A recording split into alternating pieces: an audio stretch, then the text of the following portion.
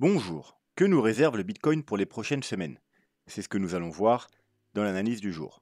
Mais avant de commencer, n'oubliez pas de vous abonner, de mettre un petit pouce bleu et de laisser un commentaire. Alors, dans la vidéo du jour, on ne va pas s'intéresser au petit time frame tout simplement parce qu'on n'aura pas le temps de tout faire, donc on va juste se concentrer sur une petite analyse weekly et on va également voir quelques graphiques en dehors du Bitcoin. La semaine dernière, j'ai pas fait de vidéo tout simplement parce que bon, j'avais pas trop le temps et en fait, il se passait pas grand-chose, donc j'en ai profité pour déconnecter un peu. Le Bitcoin, il est toujours en range, il est toujours à l'heure actuelle, donc il n'y avait pas de quoi s'affoler. C'est pour ça que je me suis dit, pour une fois, on va prendre un peu de temps pour soi. Donc, sans perdre de temps, on va se diriger vers la cryptomap. La cryptomap, bien évidemment, de la semaine, qui est plutôt verte, hein, même si on voit un peu de rouge, hein, il y a quelques altcoins qui sont dans le rouge. Mais globalement, il y a quand même un peu plus de vert. Bien évidemment, on a XRP en tête qui fait un très joli 54% suite aux bonnes news.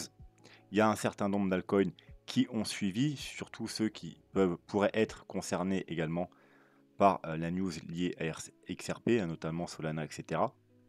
Donc on peut voir Compound qui fait un 28%, un One Inch qui fait un 33%, XLM 28%, etc. etc. Mais c'est pas encore non plus la folade, hein, ça concerne seulement quelques altcoins. Les autres, c'est des plus 2, plus 4, plus 5%. Et bien évidemment, il y en a quelques-uns que ça n'a pas impacté du tout. Au contraire, ils ont même chuté sur la semaine. Le CryptoFear, on va le passer très rapidement, tout simplement parce que c'est encore une fois un niveau qui ne nous intéresse pas, autour des 50, totalement inintéressant. Donc on va pas perdre de temps et on va plutôt aller voir le dollar. Donc le dollar, rappelez-vous, on avait cette trendline, on avait les deux petites zones de rechargement de short, plus ce niveau de résistance important. Du coup, rejet, rejet, rejet, un petit support intermédiaire qui a été cassé, on est revenu au bas du range et enfin on l'a cassé. Donc ça c'est plutôt une bonne une bonne nouvelle, un dollar qui repart à la baisse. Faudra attendre la clôture de cette semaine pour avoir encore une meilleure nouvelle, ça veut dire avoir une bougie de confirmation suite à la cassure de ce niveau important, qui est également niveau descend, donc niveau psychologique. Au niveau du RSI, alors on m'a dit de surveiller une potentielle divergence bullish cachée. Malheureusement, en weekly, donc on est bien en weekly, je ne la vois pas.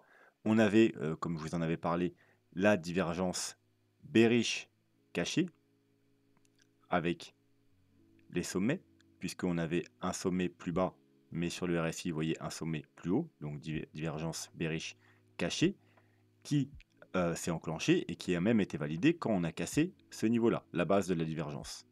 On a cassé légèrement ici. Mais je ne vois pas de bullish divergence cachée, tout simplement parce qu'on a un bas plus bas, un bas plus bas. Là, on a un bas plus haut, effectivement, mais elle est passée, cette divergence. Et là, on a un bas plus bas. Donc, vous voyez, par rapport à ici, il n'y a pas de divergence, hein. On a un bas, on fait un plus bas, on a un bas, on fait un plus bas. Et par rapport à celui-là et celui-là, on a un bas et un bas plus bas. Alors, il faudrait voir peut-être ici, on va zoomer. Effectivement, on fait un plus haut, alors que là, alors, il faut vérifier également en clôture, on fait un plus bas. Mais pour voilà, la divergence, maintenant, on est reparti dans nos structures, donc théoriquement, on ne doit plus trop s'en occuper. C'est ici qu'il aurait fallu qu'elle rentre en gros en action. Casser la trendline et valider justement par le haut. Là maintenant on est reparti à la baisse, on est revenu sous les niveaux, donc techniquement on n'a plus besoin de trop de s'en occuper, et là il n'y a pas de nouvelle divergence haussière cachée. Donc pour l'instant tout va bien, on est plus sur le coup justement de cette fameuse divergence baissière cachée qui s'est activée et qui était validée. On est en train de casser le niveau important, c'est un gros niveau de support ici, hein, des anciens tops. Donc les prochains objectifs à la baisse pour le dollar, on va se placer tout simplement un petit Fibo pour faire simple, du bottom au top. Donc on avait les 0,5 ici qui ont été travaillés là, hein, pendant quelques mois. On les a cassés. Donc prochain objectif, les 0,61,8 qui sont plus très loin d'ailleurs, ils sont 98,9 environ. Et si jamais on devait casser ce niveau, eh bien ensuite le prochain niveau ce serait tout simplement les 0,78,6 aux 94 $. Mais il faudra quand même potentiellement s'attendre à une réaction sur les 0,78 61,8 vu que c'est le niveau le plus important. Donc ça va être un peu la clé. Est-ce qu'on fait juste un petit fake out pour venir chercher les 61,8 et ensuite on remonte, ou est-ce qu'on casse les 61,8 et là ce sera une très bonne nouvelle parce qu'on aura un dollar qui baissera probablement minimum au 94, voire réintégration sur un triple bottom. Et pourquoi pas, alors là soyons fous, si on arrive à casser ce niveau, bon, ce sera un dollar vraiment extrêmement baissier. Mais pour l'instant, on n'en est pas du tout là, on va continuer à surveiller ça attentivement. Mais en tout cas, on a toujours un dollar baissier, donc ça nous enlève un poids sur le Bitcoin. Théoriquement, le Bitcoin a le champ libre pour monter. Malheureusement, pour l'instant, ce n'est pas le cas. Le contrat futur, on ne va pas s'y attarder, tout simplement parce qu'il n'y a pas de nouveau. La semaine dernière, il n'y en avait pas non plus. Cette semaine, il n'y en a pas. Il n'y a pas de gap. Donc voilà. Les gaps, bien entendu, on a le gap aux 20 355 $, mais c'est un gap de rupture, donc on n'est pas obligé d'aller le combler. Du moins, les probabilités qu'on ait le combler sont inférieures à 20%.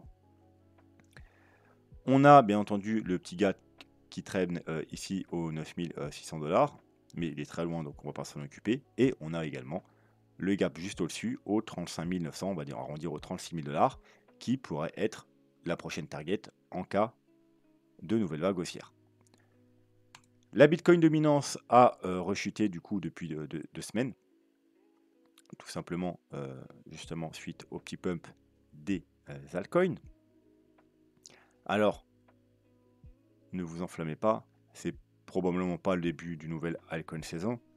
Je pense que pour avoir une altcoin saison, il faudra d'abord que le Bitcoin monte un peu plus haut, qu'il casse vraiment les structures de l'ancien bear market, justement la zone des 33-35 000 $, pour avoir dans un certain temps une vraie altcoin saison. Ce qui n'empêche que sur la route, on peut avoir des mini altcoin saison.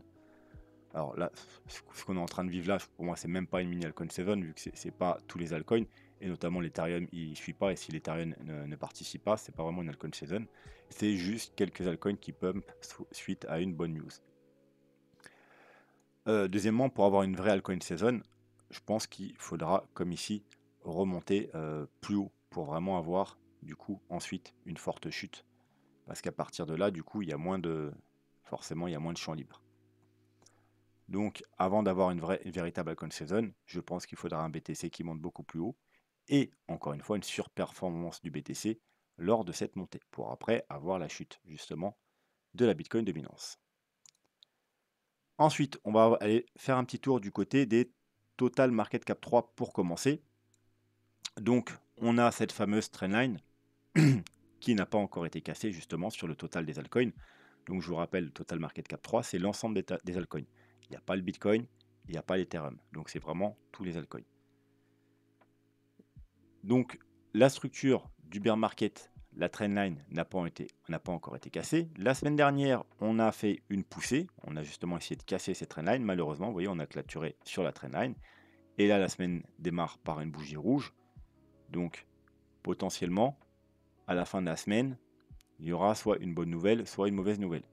Soit là, on va remonter un peu, la bougie rouge se transformera en bougie verte. Et dans ce cas-là, ça pourrait être une cassure de cette trendline. Par contre, bien entendu, si on reclôture en dessous, ça sera plus potentiellement un fake out. Ensuite, sur le total, on va aller faire un tour sur les autres totaux, le Total Market Cap 2 et le Total Market Cap 1, pour voir qu'est-ce que ça donne. Total Market Cap 2, ça veut dire sans le Bitcoin, mais avec l'Ethereum. Eh bien, on avait ce niveau important ici, oui, qui a fait résistance à de nombreuses reprises depuis le mois de juin 2022, donc ça fait plus d'1 an. Et encore une fois, la semaine dernière, on est revenu tester ce fameux niveau. Malheureusement, nouveau rejet. Donc, on avait fait un fake out haussier au mois d'avril. Vous voyez, on avait essayé de le casser, mais directement réintégré. On est venu rechercher encore la semaine dernière, mais encore une fois, ça passe pas. Et donc, il faudra casser ce niveau-là pour espérer un décollage des altcoins. À peu près la même chose sur le total market cap 1. Donc voilà, là, c'est l'ensemble des cryptos avec le Bitcoin, avec l'Ethereum. On a ce gros niveau-là, hein, qui fait résistance également depuis plus d'un an. Là, il faisait support. Vous voyez, c'est le niveau qui a fait support ici. Support ici à 3. Là, il a fait résistance d'abord, puis support à 3 reprises. À nouveau support. Et maintenant, forcément, c'est le niveau résistance. Il a fait 2 fois résistance ici sur 2 semaines. Ensuite, là, il a fait résistance pendant 1, 2, 3, 4, 5 semaines. Un petit fake out. Et on réintègre et il fait de nouveau résistance 2 semaines là. Et là, 1, 2, 3, 4. 4 semaines d'affilée où il fait résistance. 5e semaine avec cette semaine.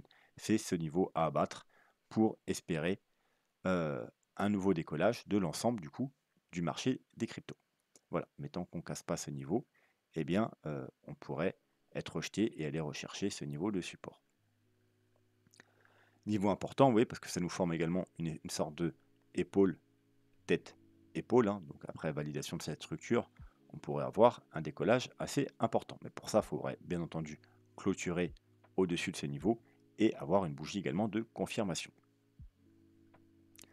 Un petit coup d'œil à l'Ethereum qui est un peu dans le même état d'esprit que les graphiques précédents, c'est-à-dire sous une grosse résistance, même une double résistance. On a bien évidemment un niveau très important, encore une fois, vous voyez qu'il a fait résistance ici, résistance, puis support ici, un petit support ici, et depuis, eh bien, résistance, résistance, un petit fake out également au mois d'avril, et depuis, encore une fois, vous voyez, résistance, résistance, résistance, résistance. Ce niveau, c'est environ les 1950 $, c'est le niveau à casser, en weekly bien évidemment, pour espérer une poussée haussière sur l'Ethereum et par conséquent probablement sur l'ensemble des altcoins. On a également en résistance la trendline, hein, petite trendline, hop, trendline haussière qui traîne depuis 2016. Voilà, qu'on a légèrement... Alors, est-ce que je vais pouvoir remettre mon graphique? Hop là. On a légèrement cassé ici, voyez, on va dire petit fake out, réintégration, et là on la travaille à la hausse, à la baisse, hein, donc il faudrait reprendre ce niveau des 1950 $, allez, arrondissons à 2000 $, pour passer cette double résistance et espérer une poursuite haussière du mouvement, poursuite haussière qui pourrait être violente dans un premier temps, puisque plus le niveau de résistance est important, en général, plus la cassure peut être puissante. Le Bitcoin, rien d'intéressant, quoique là, à l'heure où je vous parle, c'était pas le cas il y a 1 heure, mais on est potentiellement en train de casser ce petit range du coup, qui traîne quand même depuis plus d'un mois, depuis le 21 juin. Donc petit range. Bien entendu, il faudra une clôture et une confirmation de bougie pour vraiment valider la cassure. Petit range qui peut s'apparenter soit à une réaccumulation avant un départ haussier, soit à une distribution avant une chute. L'objectif, alors, on va faire juste un objectif par rapport au range, hein, même si je ne suis pas un grand fan, pour nous donner quand même une petite idée. Hop. Si on prend juste cette figure chartiste, l'objectif, il est ici. Ce sont les 28 000, environ 400 $. C'est environ, vous voyez, le sommet qu'on a ici. Après le petit rebond, le top qu'on a ici, environ les 28 400 $. Ça pourrait être un objectif, par exemple, plus pour les traders qui veulent prendre un short à la cassure et un niveau de take profit. En termes de Fibonacci, mettons que là, on a fait une première vague haussière et qu'on est bien bullish. Bien entendu que là, on est juste dans une correction. On a le premier objectif au 0,382 qui se trouve au 29 151 $. Et ensuite, on a les 0,5 au 28 300 $. Et pour finir, les 0,68 au 27 500 $ approximativement. Maintenant, on va passer à quelque chose d'un peu plus intéressant, voir en weekly si on a des changements depuis les dernières semaines. Surtout que la semaine dernière, du coup, vu qu'il n'y a pas eu de vidéo, il n'y a pas eu d'analyse weekly. Donc, graphique, on avait rajouté, rappelez-vous, il y a 2-3 semaines, une petite trendline qu'un abonné m'avait demandé de rajouter, donc je l'ai rajouté, même si je ne suis pas un grand fan de cette trendline, eh bien, on peut voir quand même qu'elle fait le taf depuis quelques semaines, vous voyez, rejet, rejet, rejet, on a essayé de casser, encore une fois, rejet, voilà. Donc, graphiquement parlant, hein, si on casse cette trendline, ça pourrait entraîner également une poussée haussière. Maintenant, on va aller surtout jeter un petit coup d'œil au niveau des indicateurs. On va s'enlever le graphique, ça va être encore mieux. Donc, le RSI. On a une potentielle. Alors, on va vérifier quand même. Hop là, voilà. Est-ce qu'on fait un plus haut? Oui, on a bien fait un plus haut ici. Malheureusement, sur le RSI, on fait un plus bas. Donc, c'est une divergence baissière cachée. Alors, ne vous inquiétez pas, pour l'instant, ça reste potentiel. Tout simplement parce que pour valider cette divergence, il faudra casser la base de la divergence, c'est-à-dire ce petit bottom ici au 51,83 environ. Et au contraire, pour annuler la divergence, il faudra repartir à la hausse et casser le dernier sommet au 70. Donc passer au-dessus de la zone de survente pour que la divergence soit totalement annulée. Mais tant qu'on n'a pas repassé ce niveau, on a une divergence potentielle qui traîne. C'est-à-dire que même si on fait un nouveau sommet, si on ne casse pas ça, la divergence potentielle sera toujours là. Mais pour la valider, bien entendu, il faudra casser le plus bas ici. Donc, il n'y a rien d'inquiétant pour l'instant, c'est juste une divergence potentielle. Au niveau du MACD, on a un petit croisement bearish sur le stock RSI, mais en weekly, c'est pas grave, hein. On en a eu un là, vous voyez, ça n'a pas empêché de monter par la suite. On en a régulièrement, c'est pas quelque chose de très fiable à lui tout seul. C'est fiable seulement s'il est accompagné par le MACD. Le MACD, on est repassé bullish au mois de juin, et pour l'instant, on est toujours bullish en weekly. On va quand même aller jeter un petit coup d'œil aux 2 semaines. Et on peut voir que c'est toujours très bullish du côté du stock RSI, puisqu'il traîne toujours en zone de survente, hein. C'est le cas en général dans les bull runs. Il traîne souvent au-dessus de la zone de survente. Par contre, si on a un croisement baissier et qu'on repasse en dessous de la zone de survente, comme c'était le cas ici, ou ici, il faudrait s'attendre à une forte chute. Mais pour l'instant, vous voyez que, voilà, on est venu, on a eu un croisement, une chute, là, on est bullish. Maintenant, ce qu'il ne faudrait pas, c'est un recroisement baissier, parce que ça nous ferait en plus un joli M, top, puis repasser en dessous de la zone de survente. Là, ce serait inquiétant et il faudra s'attendre à une très grosse correction. Pour l'instant, tout va bien sur le MACD, également toujours bullish, donc pas d'inquiétude à avoir de ce côté-là. Les moyennes mobiles. Ah, on va repasser, hop, déjà comme ça. Donc, je suis en 2 semaines. Bon, c'est pas grave, on va rester en 2 semaines. On est venu faire support sur la moyenne mobile 100 et la moyenne mobile 50. On a rebondi et là, on est en résistance. Tout simplement, la moyenne mobile 50. Voilà, donc il faut passer cette moyenne mobile pour bien tout simplement être totalement bullish, puisqu'on sera au-dessus de toutes les moyennes mobiles. Et en général, quand on est au-dessus de toutes les moyennes mobiles, eh bien, on a une belle tendance haussière. En weekly, c'est exactement la même chose, sauf que, bien entendu, c'est les moyennes mobiles différentes. On a la moyenne mobile de 100, toujours la EMA 21 qui ont fait support ici, avec un léger fake out ici, vous voyez une petite mèche, donc réintégration, un bon niveau d'achat qu'on réintègre après un fake out. Et on est venu chercher pratiquement à quelques dollars près la moyenne mobile 100. Donc toujours pareil, aux 32 000 $, résistance, c'est ce niveau-là à passer pour espérer une nouvelle jambe haussière. En cas de chute, le support, il est aux alentours des 27 500 $.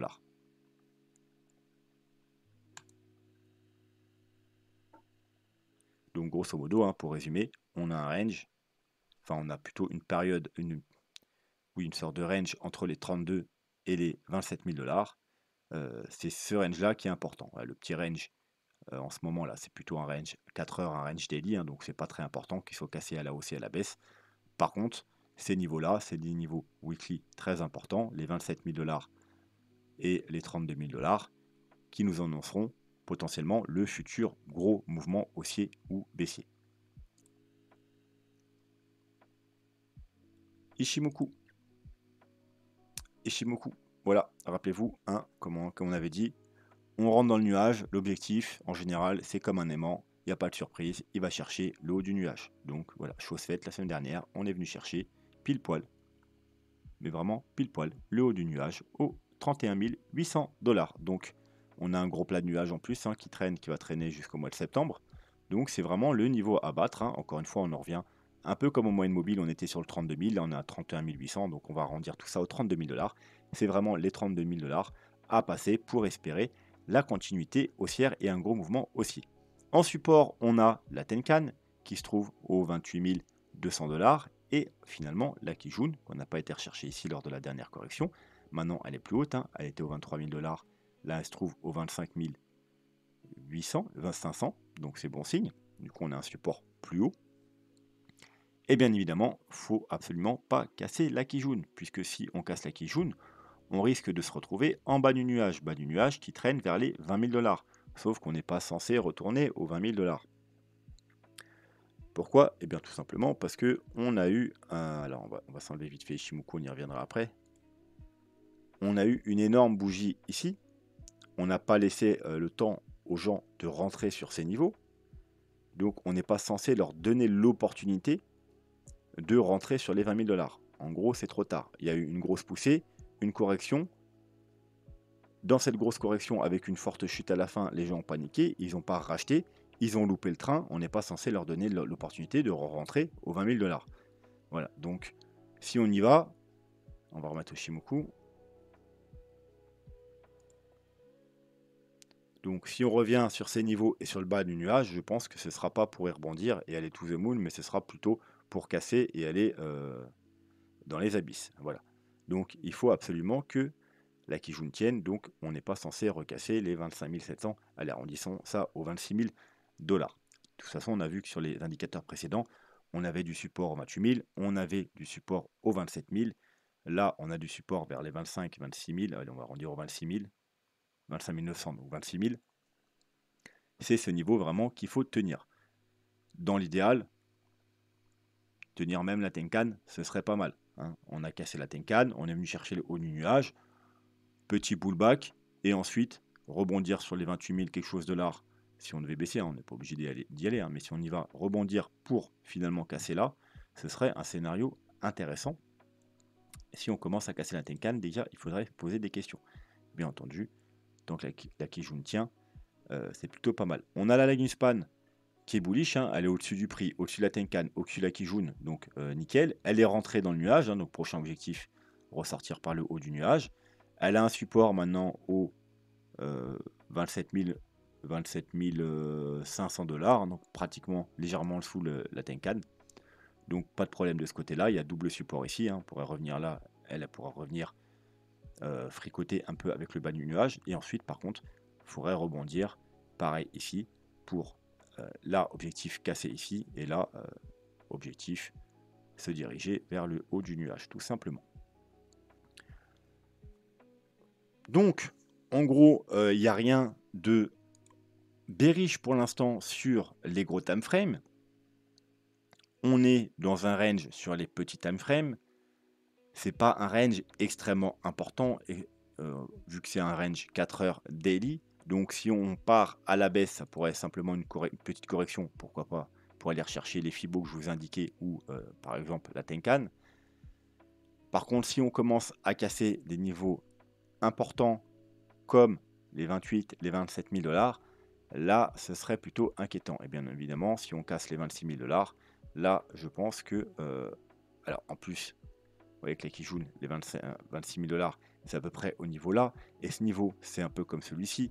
On a eu une poussée ici. On est revenu corrigé. Donc, on a quand même donné l'opportunité aux gens d'acheter, puisqu'on était monté quand même aux 31 000 $. Ceux qui ont loupé les 20 000 $, ils ont eu l'opportunité d'acheter aux 24 700. Mais si vous étiez là comme moi, vous avez bien vu que c'est là où les gens ont paniqué. Et très peu également sont rentrés dans le train aux 25-26 000 $. Donc on n'est pas censé non plus leur donner l'opportunité de rentrer. Voilà, donc ce qu'il faut, retourner ici, pile sur la Kijun, leur donnerait l'opportunité de rentrer justement sur le dernier train qu'ils ont loupé. C'est pas ce qu'on veut voir. Je pense que si on revient sur ces niveaux, c'est pas pour leur donner l'opportunité de rentrer, mais c'est pour aller plus bas. Et malheureusement, si on va plus bas, c'est direction potentiellement les 20 000 $, et encore une fois, on n'est pas censé y aller. Donc moi vraiment, je pense que c'est les 27-28 000 $ qu'il faut tenir. Et ensuite, bien évidemment, casser les 32 000 $ si on veut rester totalement bullish. Sinon, il y aura des inquiétudes à se faire. Et juste pour finir, jetez un coup d'œil au Gaussian Channel. En weekly, c'est très bien. On n'a toujours pas, parce que c'est en weekly, c'est une des dernières confirmations de bull run qu'on attend, hein. C'est le passage du rouge au vert sur le Gaussian Channel. Alors je vous rappelle, on a plusieurs confirmations sur le Gaussian Channel. On a le passage des différents lignes, et donc le bas du canal, la deuxième, la troisième. Et la dernière confirmation du bull run, c'est quand il repasse en vert. D'ailleurs, ça peut être une stratégie, hein, d'achat par palier. Alors, vous avez soit, il y a deux possibilités, acheter en DCA quand il se trouve en dessous du canal, hein, ça nous donne une période de bottom avec un prix d'intéressant en DCA. Ici, comme ici, on n'a pas eu beaucoup de temps, mais on a quand même pu faire des achats. Et également ici, voilà. Et deuxième technique, vous n'aimez pas le DCA, vous préférez acheter sur confirmation, donc vous achetez par palier, un palier, deux paliers, trois paliers et dernier palier quand on passe en vert. Un palier, deux paliers, trois paliers, quatre paliers quand on passe en vert, et un palier, deux paliers, soit sur la cassure, soit sur les pullbacks, parce qu'en général, vous voyez qu'il y a des jolis pullbacks à chaque fois sur le Gaussian Channel, c'est merveilleux, il y a pratiquement toujours des pullbacks après une cassure. Et là, du coup, on attend le dernier palier, également la dernière confirmation, mais pour l'instant, on n'a toujours pas cette confirmation, donc on continuera à surveiller ça chaque semaine. Voilà. On va s'arrêter là, je pense, pour aujourd'hui. N'hésitez pas à mettre vos questions en commentaire. Théoriquement, s'il ne se passe pas grand-chose, il n'y aura pas de vidéo cette semaine. Par contre, si ça bouge, je ferai une petite vidéo assez courte. Eh bien, le moment venu, hein, donc n'importe quel jour, dans la semaine, je prendrai un petit moment pour faire une vidéo. Voilà. Si vous avez des questions à laquelle vous voulez que je réponde dans la prochaine vidéo, également, n'hésitez pas à les poser en commentaire. Sur ce, je vous souhaite une très bonne semaine et je vous dis à bientôt. Tchuss!